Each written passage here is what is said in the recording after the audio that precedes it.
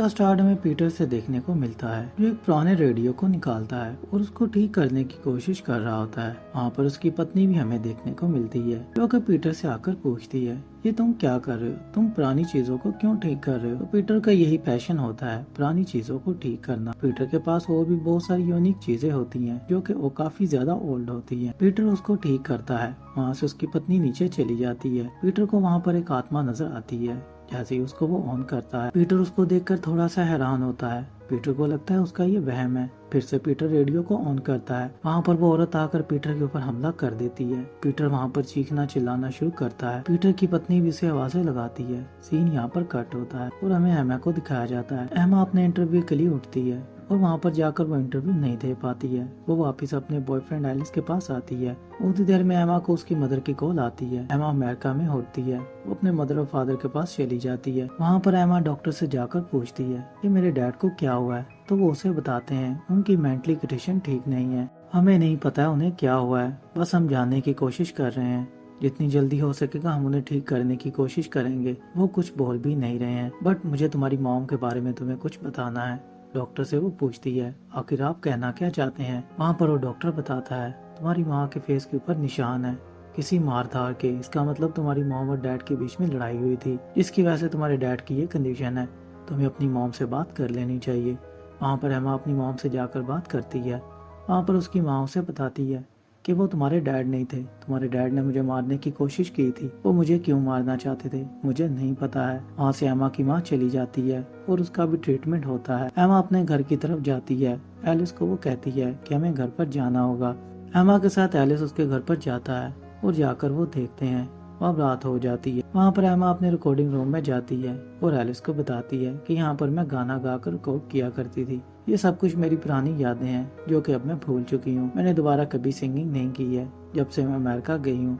वहाँ पे एलिस के साथ वो काफी बातें करती है। अब उनको भूख लगती है। एलिस से वो कहती है घर पर खाने को तो कुछ नहीं है, तुम्हें बाहर से कुछ लाना होगा। एलिस उसे बोलता है मैं लेकर आता हूँ, मैं वॉक करते हुए जाऊंगा और फिर वापस जल्दी ही आ जाऊंगा। जहाँ पर एमा उसे बोलती है नहीं मेरी एक साइकिल पड़ी हुई है, तुम उसको लेकर जाओ। वहाँ पर वो बाईसाइकिल लेता है और एमा के लिए खाना लेने के लिए चला जाता है। थोड़ा सफर करने के बाद वो एक स्टॉल पर पहुँचता है जहाँ पर वो बर्गर का ऑर्डर करता है, बट वहाँ पर एलिस की किस्मत खराब होती है। वहाँ पर एक चोर एलिस की साइकिल लेकर चला जाता है। अब एलिस के पास पैसे भी नहीं होते हैं, वो बर्गर भी नहीं ले पाता है।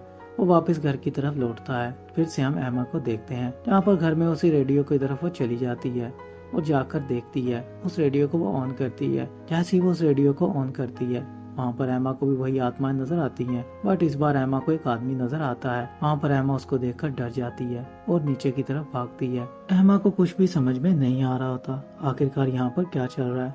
वो अपने फिर से रिकॉर्डिंग रूम में जाकर छुप जाती है।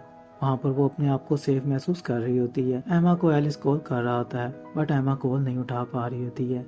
रिकॉर्डिंग रूम में अब कॉल की भी आवाज नहीं आ रही होती है। एमा वहाँ चुप करके बैठ जाती है और कुछ रिकॉर्डिंग्स को सुनने की कोशिश करती है। जहाँ पर एमा को एक रिकॉर्डिंग मिलती है जिसको सुनकर वो बहुत ही ज्यादा डर जाती है। वो रिकॉर्डिंग एक लड़की की होती है जो कि एक छोटी सी बच्ची होती है। वो एमा से बात करना चाहती है। वहाँ पर वो उस आदमी के बारे में बताती है जो एमा को नजर आ रहा होता है और एमा को मारने की कोशिश कर रहा होता है। एमा रिकॉर्डिंग रूम से बाहर निकलती है और ऊपर की तरफ फिर जाती है। वहाँ पर उस रेडियो के पास जाकर खड़ी हो जाती है। वहाँ पर उसे वो फिर से बच्ची नजर आती है जिसकी आवाज वो सुन रही होती है। एमा उसे पूछने की कोशिश करती है, बट वहाँ पर उसकी माँ आ जाती है जो कि एमा के ऊपर हमला करने की कोशिश करती है। बट एमा वहाँ से किसी तरह फिर से भागकर नीचे की तरफ चली जाती है। फिर से हम एलिस को देखते हैं जो कि घर के बाहर आ चुका होता है और एमा को आवाजें लगा रहा होता है। नीचे की तरफ एलिस को एक दरवाजा नजर आता है जो कि खुला होता है और वो लॉन्ड्री रूम की तरफ जा रहा होता है। एलिस उस दरवाजे के अंदर जाता है और वहाँ पर एलिस के ऊपर वो आदमी हमला कर देता है। एलिस बेहोश हो जाता है। एमा उसे ढूंढते हुए नीचे की तरफ जाती है। वहाँ पर उसे एलिस मिलता है और वो एलिस से पूछती है तुम्हें कुछ नजर आया है? एलिस कहता है मुझे कुछ भी याद नहीं है, मैं नीचे कैसे गया मुझे तो ये भी याद नहीं है। वहाँ पर एलिस उसे बोलती है कि हम बोल नहीं सकते हैं, यहाँ पर हमारे अलावा भी कोई है, अगर हम बोले तो हम मारे जाएंगे, क्या तुमने कुछ देखा है?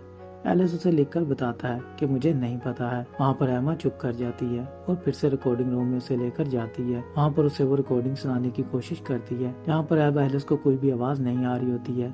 एमा उसे फिर से सुनती है। वहाँ पर वो एलिस को देखती है। एलिस वहाँ से जा चुका होता है। वो बाहर जाकर टीवी लॉन में देखती है। एलिस वहाँ पर बैठा होता है। वहाँ पर एलिस नहीं होता है। वहाँ पर वही आदमी होता है जो कि एलिस के अंदर आ चुका होता है। वहाँ पर वो एमा के ऊपर फिर से हमला करता है और एमा को मारने की कोशिश करता है। वहाँ पर एमा किसी तरह अपने आप को बचाने की कोशिश करती है। फिर से एमा ऊपर की तरफ जाती है और रेडियो स्टेशन के पास खड़ी हो जाती है। वहाँ पर वो बच्ची आकर एमा को धक्का देती है। जहाँ पर अब एमा को सब कुछ नजर आता है। वो उस लड़की का बाप था जिसने उस लड़की को मारा था। वो एक साइको पेशेंट होता है जिसने अपनी पहले बीवी को मारा होता है और बाद में अपनी बेटी को खुद मार डालता है। यहाँ पर ये सब कुछ देखकर एमा को बहुत ही ज्यादा उस पर गुस्सा आता है और वो एमा के ऊपर वहीं पर ही हमला कर देता है। एमा को होश आ जाती है। वो अपने घर पर होती है जहाँ पर वो आदमी उसके ऊपर हमला कर रहा होता है। वहाँ पर अब एमा अपनी जान बचाने के नीचे की तरफ भागती है और घर की सारी चीजें ऑन कर देती है। जहाँ पर एमा को उसकी कमजोरी के बारे में पता चल जाता है। इसे आवाज से एलर्जी है। जितनी आवाज ज्यादा होगी उतना ज्यादा चिड़चिड़ा होगा और यहाँ से ये चला जाएगा। वहाँ पर एमा अपने घर के अलार्म सिस्टम भी ऑन कर देती है।